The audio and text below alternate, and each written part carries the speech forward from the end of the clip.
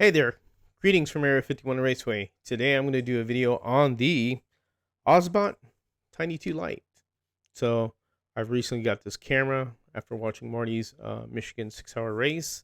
He had a few of those cameras, and I know I've talked to him about it before in the past. I appreciate his advice when I ask him stuff. Uh, it is probably the one camera that I believe is the best of all worlds, or best of both worlds. But I would say all worlds because you can do a lot of different things with it. And this is a great camera for the slot car YouTuber. I only say for the slot car YouTuber because that's who I'm talking to only.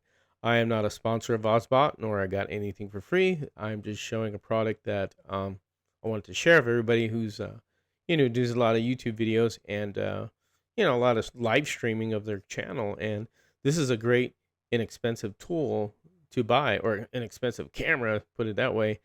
Really inexpensive, and it does way better than the traditional webcam because of all the different features it has, and I'll show you that. So why don't you join me here in this video, and I'll show you what I'm doing here with this brand new camera.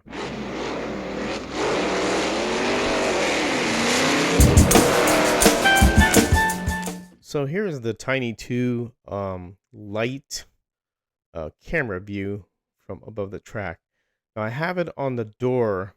I don't know if you could see it on the closet door, across, well, right to the right of the Home Racing World sign. If you could see above me, I'm on the computer here. Now it's the only spot I can really put. I am gonna get a type of tripod, or not tripod, but a mount where I can have it stick beyond the door. Because the problem is when you try and do your tracking, it doesn't really read you correctly because at the angle it's at. Because I've tried to do it up there and it doesn't work very well. Now, if I had it above my computer here, then it'll do all those features that I'm talking about.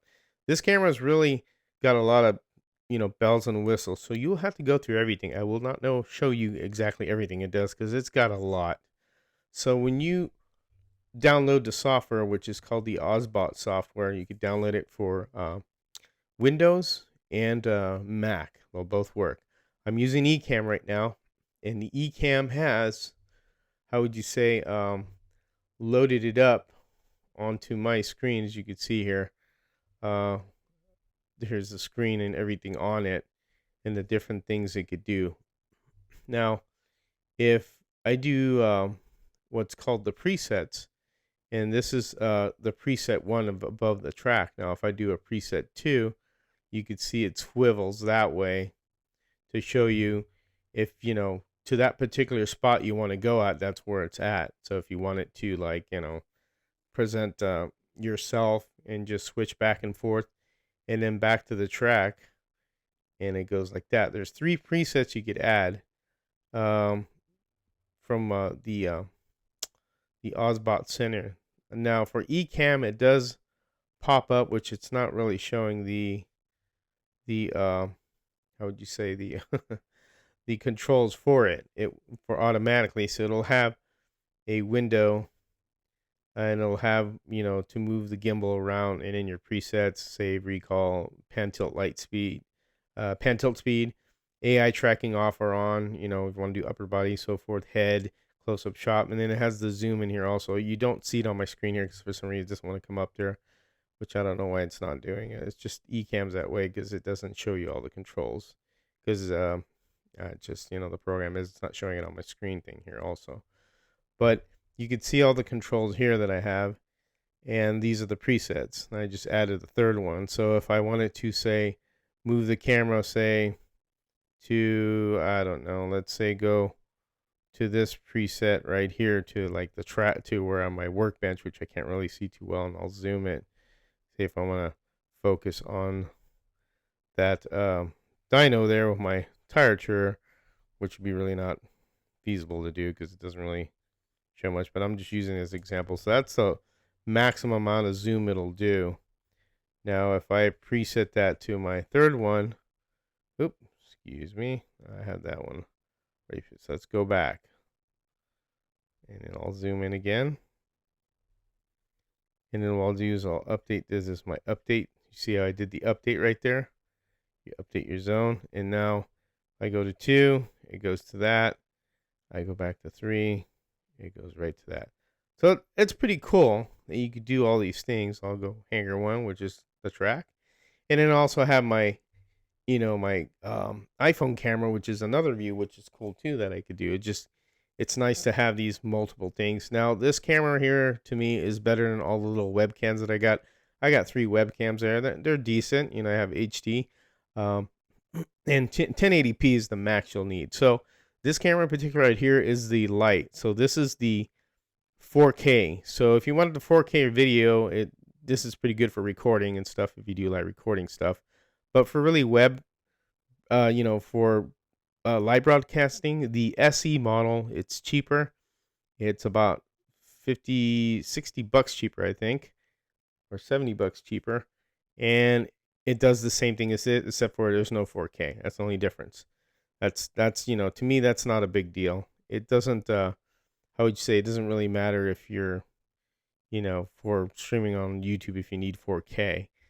And there's just a lot, like I said, a lot of features. Now you can control the gimbal here with the camera. So you could go a medium, a narrow, or a wide shot. And that's kind of the cool thing about that. And then the gimbal, you can have I think this is a fine tuning where it doesn't move as quickly. If I went coarse, it would move a lot faster. So you can see you can kind of adjust the way it moves. Now, if you control it, you can make it fine. But this is just a setting, right there. Then there's tracking. Sport tracking moves a little bit quicker than the standard tracking. So the sport tracking moves just a little faster. It'll be more quick to response. Then you have zone tracking, which is if you want to do your zones. Right here, you could have the camera have your zones, meaning that it'll only scan to so much part of what you're if it's tracking you and you're doing a representation like on a whiteboard. That's basically what this is. I really haven't messed with this, so I've kind of left it. I've watched videos on it, but it's something I don't think I will need. But it's good to have it if you want to use it for something. Then you have these right here. Now these, I could show you how these work in a moment, but I just wanted to go over that other stuff. And then you have image, which is, HDR, which would make it to 4K, which is really not necessary for YouTube streaming. You have your autofocus, face, global, meaning only face, or if you want globally, I guess all around the whole frame. So it's just different things when you're doing face. You want that if you have it, how would you say a subject would be you, to focus on you. Exposure, auto exposure, compensation, I guess, for auto exposure. Not too sure what that one does entirely. Like I said, I don't know everything. You have your anti-flicker, 50 hertz. You have it in flickering, I guess, with your resolution in your, in your monitor or something. This changes the hertz to it. Then you have your white balance, auto. You can change the temperature. Down here, you do contrast, saturation, sharpness, and hue, and all that stuff. Pretty cool though. So I mean, it's just a lot of little features. More would be the other stuff like sleep timer. You want to do a sleep background, target lock, zoom. So these are really cool. So if you target, turn on or off tracking, you hold up your hand like that, and it'll turn on and off the tracking. And then you have execute zoom in and out, which is that finger position right there. You show it to the camera, and it will do that. It'll zoom in and out. And then you have your dynamic zoom. If you do it with both hands, you could stop where you want it to zoom, or how close you put your fingers, then you stop it. It'll stop with your finger gestures. Then we have the audio, which you have a different microphone. You can sleep the microphone, noise reduction, auto gain. Not too sure what that is. I think Marty would. Disable microphone, radio distance. I'm not sure what that is. Like I said, I haven't read up on everything on this. It's just a crash course to show you. You guys will have to do this on your own. Mirrored version, viewed, gimbal, and the feedback export log manual upgrade. I'm not sure what that is. Factory manual reset if you reset everything. And you have your brightness, of course, and status light, which is on the camera, I believe, is what the status light for. But I'm not too certain. Like I said, it's just different things that you could do. I can't turn it back on. So, but with all that being said, here's when you have your different cameras. This is to turn it off. This is to do the virtual cam and stuff like that. I'll have to reset this because it's not doing what I want it to do. So let me quit this, and we'll go back to the main screen. Done. All right, that's why. So I'll turn the status light back on. So those are just the different things. I'll show you in a moment how you do the gestures and stuff and what it does for tracking. So I'm going to move the camera to the top of my computer so you could see that feature. So just give me a sec. Nice fucking model! All right, we're back. So now you can see how well this is here. So I'm going to switch to the camera mic so you could hear the camera mic itself, which is pretty powerful. So you're going to see me switch from the microphone onto the camera right now. So now we are on the mic from the camera.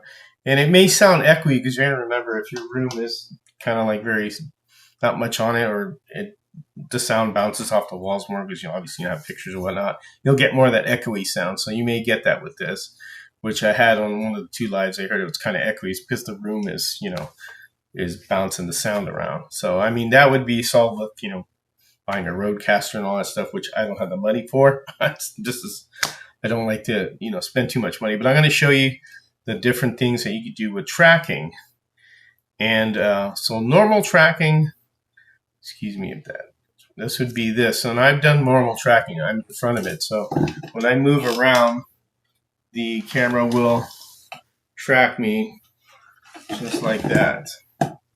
Now that's sports right there. That's how fast it is, or that's standard. So let's see in sport tracking what it'll do if it does it quicker. And yep, just a little faster.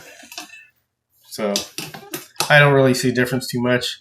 I think standards, I'm back to standard. It's more, how would you say, just a little bit smoother, not as jerky. So I would look at it that way, what it's doing. So what I'll do is I'll do close-up. So now it's only going to do close-up. So if I back out, it's going to zoom my face into a close-up. Further back again, as far as the camera can zoom. So that's the capability of that. So if you can't zoom any more than that, then you're at your maximum zoom. You can see it compensates for my face as the close-up. Now I'm going to do just upper body. Upper body obviously just this your whole frame here. So it's not going to do close up, but it will track your upper body only. See how it does that? That's your upper body. Now I'll go to headless, which my head will be gone. And there's the headless mode, which is focusing on my chest. And just like that, headless. So I guess you use that if you want to say, this slot car, blah, blah, blah, and you don't want your face shown. This is probably something Harry would like. And it doesn't focus on your head, just right here, like that. So, and then the next one will be lower body, which will be just your lower body. It's going down to my, my shorts and everything. That's lower body. It's just another feature that it has. I'm not going to scare you guys anymore with that. I'll go back to normal tracking. Now here are the other ones. So the hand gesture is for like that to start the tracking or stop it. Now I haven't been able to stop it. Let me see if it'll come off or not. There, now it just took out the tracking because there's a little red bar in it. Disappear now. If I turn it on, now it's on. And the way you could tell on the camera, and you can't see it, is there's a blue light, meaning the tracking's on. And when you put your hand like this, and you keep it still, and you'll see the blue flash, and then the little green, the light will be green, meaning that the tracking is off. So that's kind of like how you control that right there. So I'm going to turn it back on. And come on. There it goes. Give it a moment. Now the tracking's back on. Now here's another thing you could do. So if I want to zoom, I do that gesture and it will zoom. Also track my finger. Right? Do my finger again. It'll zoom out. Now the dynamic zoom goes like this. I'm going to back up. Here's dynamic zoom. So I'm going to go like this. It's as far as it goes. I'm going to center right back on my face, which is cool. And I'm gonna go back in and go back in more like that. And that's the zoom. So that's pretty cool that you're able to do that kind of stuff. And it comes in handy if you're trying to do like, your presentations or something like that. You can do this zoom thing like this, zoom in like that, and then continue what you're doing, pause your video and then zoom back out. Let me get back over here. Like that. Pretty cool. As I get closer, it tracks.